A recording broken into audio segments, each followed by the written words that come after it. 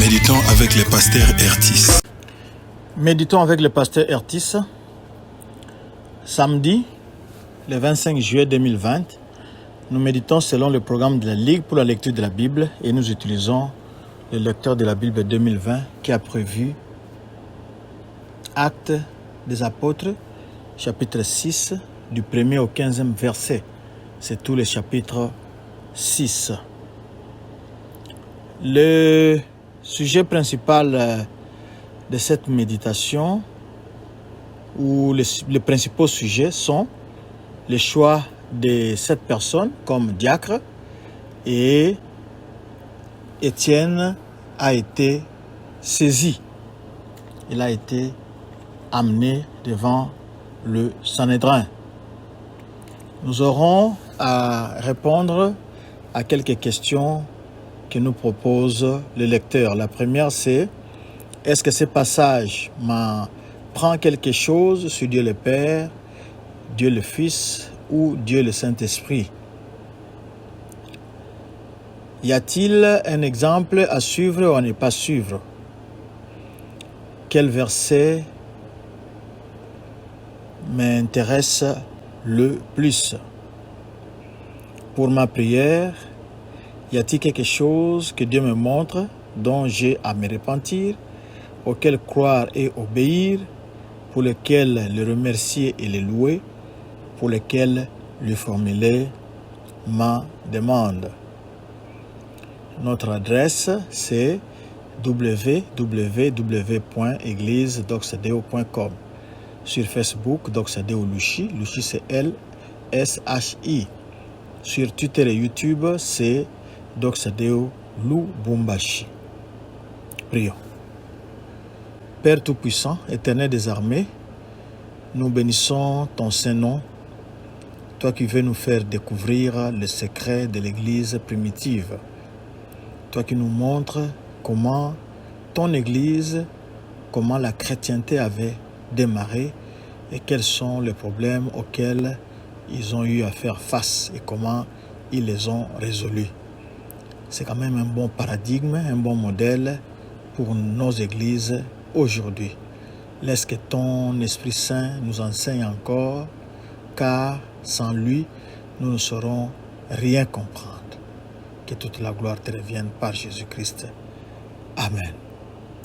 Shalom, bien-aimés. Que Dieu vous bénisse. Bon week-end.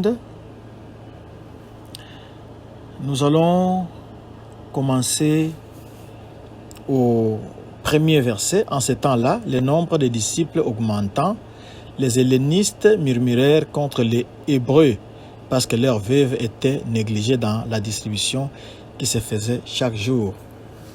Le nombre a augmenté. Quand le nombre augmente dans une église, les problèmes aussi peuvent survenir, comme ici à l'église primitive. Au début, à Jérusalem, certains commentateurs disent que le nombre avoisinait les 20 000 personnes, les 20 000 membres, ou 25 000. Et dans ce grand nombre-là, il y a eu une dissension entre des Juifs d'origine diverses. Ici, on nous précise les Juifs qui parlaient grec, c'est-à-dire qui venaient de la diaspora, qui venaient principalement peut-être la Grèce, la Crète, parce que la langue grecque était une langue internationale qu'on parle aujourd'hui comme l'anglais. Et il y avait les autres là qui étaient les Hébreux. Et pendant qu'on distribuait la nourriture, peut-être à cause de la barrière de la langue, ceux qui parlaient grec étaient défavorisés et des fois n'avaient rien. Ce qui a fait que qu'il y a eu des murmures qui sont parvenus jusqu'aux oreilles des apôtres. C'est pour cela qu'au verset 2, les 12, nous connaissons les 12 apôtres. Ici, on prend les 11, moins Judas qui s'était pendu. On a ajouté Matthias ici, ça fait 12. Il convoque toute l'assemblée et il leur parle pour qu'on puisse résoudre ces problèmes. Le verset 3 nous donne des critères d'hommes qu'on doit choisir. Premièrement, choisissez parmi vous 7 hommes. Ils ont demandé que ce soit des hommes qui avaient un bon témoignage. Ça, c'est le premier trait, un bon témoignage. Deuxième trait, plein d'Esprit Saint. Troisième, plein d'Esprit Saint et de sagesse. Troisième trait ou caractéristique, ce sont ces hommes-là. Donc, il y a bon témoignage, plein d'Esprit Saint et 3 de sagesse. Et ce sont ces gens-là qui vont s'occuper de la distribution de la nourriture. Et ces gens, ce sont eux qui ont donné naissance au diacre, diacono, qui signifie serviteur. Ici, nous voyons que les apôtres instituent la division du travail dans l'Église. Eux, les serviteurs de Dieu et les apôtres vont s'occuper principalement de la partie spirituelle, c'est-à-dire les prières et la parole, c'est-à-dire annoncer la parole de Dieu, la prédication, tandis que les autres vont s'occuper des tâches matérielles, de l'administration de l'Église, des tâches matérielles. Et ils vont se concentrer, les apôtres vont se concentrer sur la parole. C'est une proposition qui a plu à tout le monde et l'Assemblée leur a donné 7 personnes dont les noms sont dans le verset 5. Nous allons simplement parler d'Étienne, homme plein de foi et d'Esprit Saint. Il y en a d'autres, il suffit pour vous de lire le verset 5 parce que le nom d'Étienne va revenir tout à l'heure dans la suite de notre méditation. Les gens ont été présentés aux apôtres. Les apôtres ont prié pour eux en leur imposant les mains. Rappelons ici que l'imposition des mains ici, ce n'était pas pour leur donner le Saint-Esprit, parce qu'on a déjà dit qu'ils étaient pleins du Saint-Esprit. C'était les critères. Mais ici, c'est pour leur confier une certaine autorité, une certaine responsabilité. Les confier entre les mains de Dieu. Et l'imposition des mains, c'est une vieille coutume de Juifs. La conséquence, parce que le travail était organisé, nous l'avons au verset 7, la parole de Dieu se répandait de plus en plus. Le nombre de disciples augmentait beaucoup à Jérusalem et une grande foule de sacrificateurs obéissait à la loi, à la foi. Nous voyons ici que les apôtres faisaient un très bon travail de telle sorte que même certains sacrificateurs qui n'étaient peut-être pas membres du Sanhédrin se sont joints à l'Église parce que la parole était prêchée par des hommes consciencieux, des hommes qui étaient concentrés seulement pour faire avancer la parole de Dieu, pour faire avancer le royaume de Dieu. Ici, ce ne sont pas des hommes qui sont concentrés sur la recherche d'argent, sur comment soutirer un peu d'argent des mains des chrétiens, des mains de ceux qui étaient un peu plus riches. Mais ici, la focalisation, l'objectif, la concentration pour les apôtres, c'était la parole de Dieu. Et comme nous l'avions vu hier au verset 42, c'était Acte 5, 42, on avait dit « Et chaque jour, dans les temples », c'est comme ça qu'ici, il y a quand même des sacrificateurs qui ont cru et qui sont venus à la foi en Jésus-Christ. Dans les temples et dans les maisons, il ne cessait. Donc c'était continuel. Il ne cessait d'enseigner et d'annoncer la bonne nouvelle de Jésus-Christ. Alors, comme ils se sont concentrés à présenter Jésus-Christ, à témoigner sur Jésus-Christ, la moisson était abondante. Dieu a béni ce travail-là. Et pendant que ce travail se faisait, nous avions dit qu'on nous a présenté beaucoup de personnes ici au verset 5. Il y a Étienne, lui il était plein de grâce, donc on l'a mis de côté et ce qui était en lui, les dons qui étaient en lui se sont révélés. Il était plein de grâce et de puissance, ce qui faisait qu'il faisait ou il prodigeait beaucoup de miracles parmi le peuple, parce que Dieu confirmait la parole de ses serviteurs. Vous qui avez des dons, mettez-les au service de l'Église. Peut-être que votre berger, votre leader, votre pasteur, votre abbé ne connaît pas vos dons, mais comme vous connaissez vous-même, allez les voir, commencez à travailler sous sa direction. Ça sera très bien pour faire avancer l'œuvre de Dieu.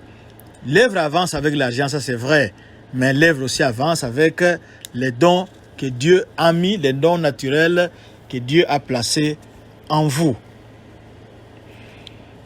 Maintenant, nous arrivons à la troisième persécution de l'Église où il est surtout question d'Étienne. Quelques membres de la synagogue, c'est au verset 9, de la synagogue dite des affranchis, de celle des Cyrénéens et de celle des Alexandrins, avec des Juifs de Cilicie et d'Asie, se mirent à discuter avec lui. Les gens sont partis, voyant la grâce qui reposait sur Étienne.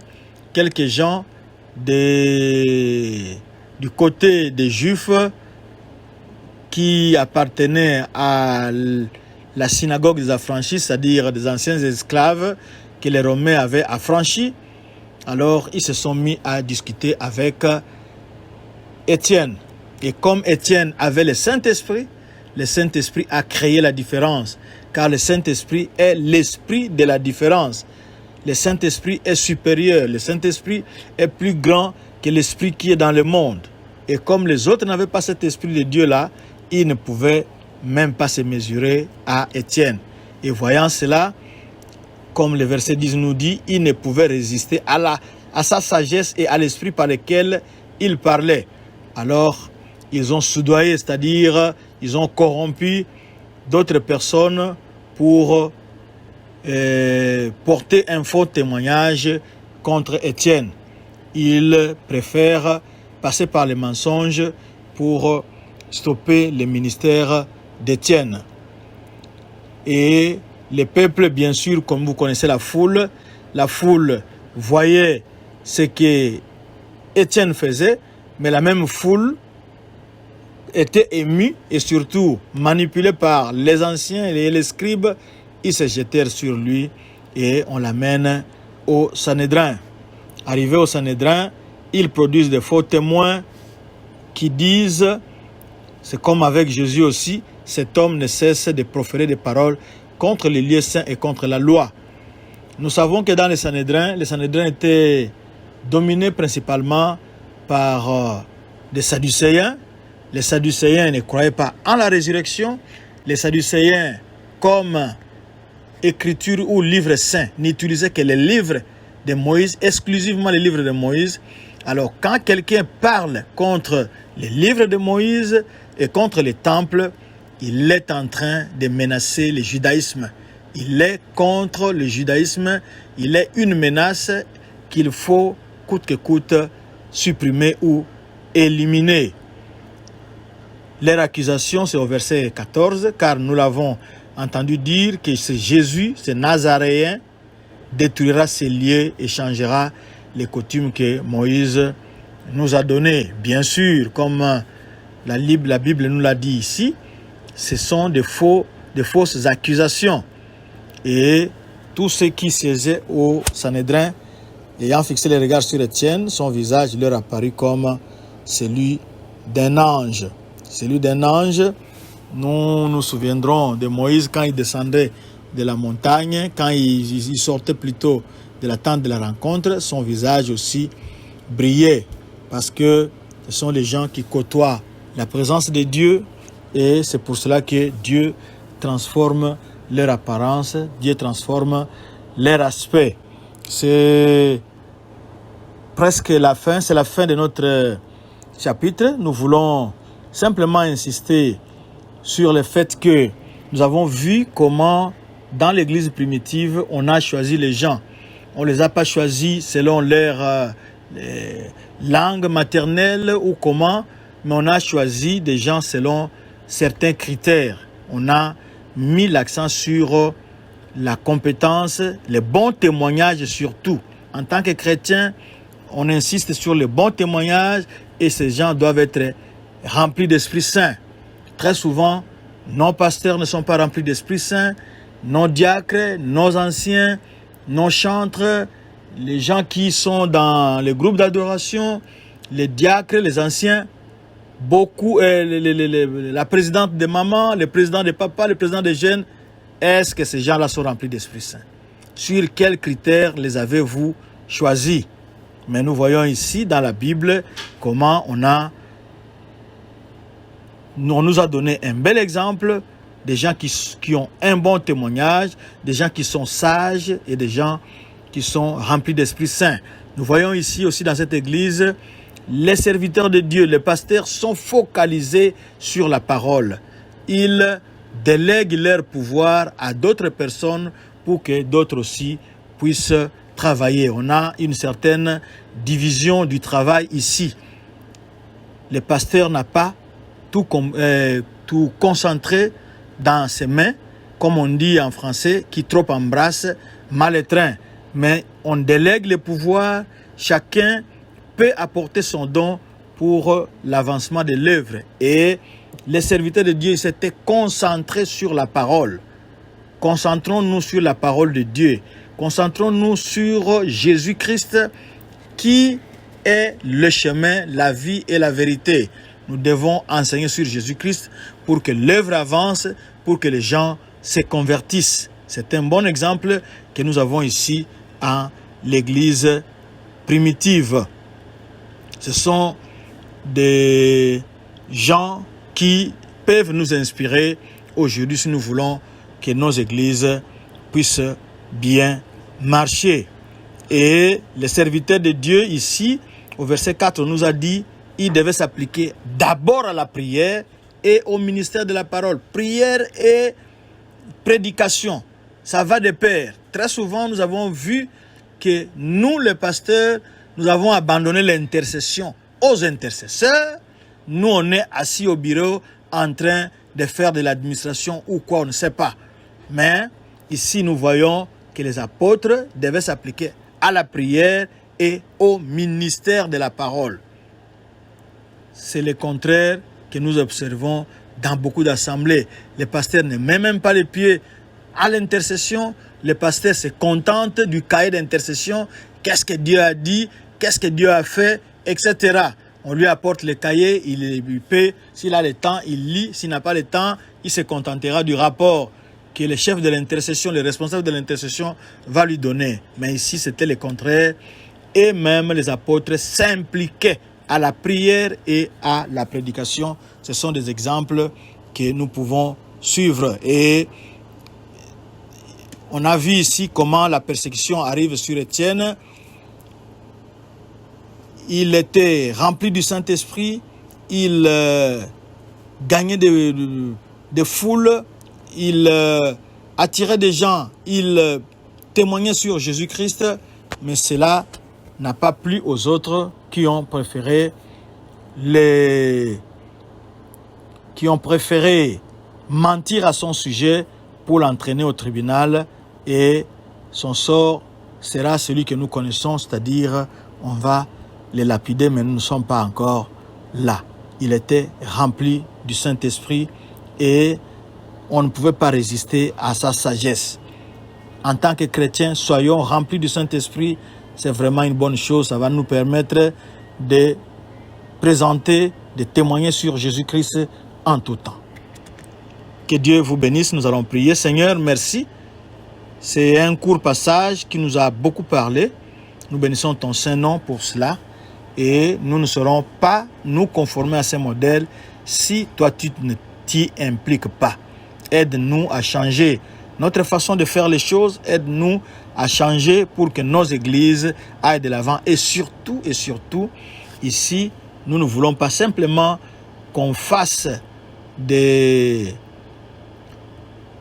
qu'on gagne les gens, mais que ces gens-là deviennent aussi des disciples. Nous voulons nous multiplier, nous voulons partager ta parole, mais nous avons besoin d'être remplis du Saint-Esprit maintenant pour te glorifier dans ce que nous faisons.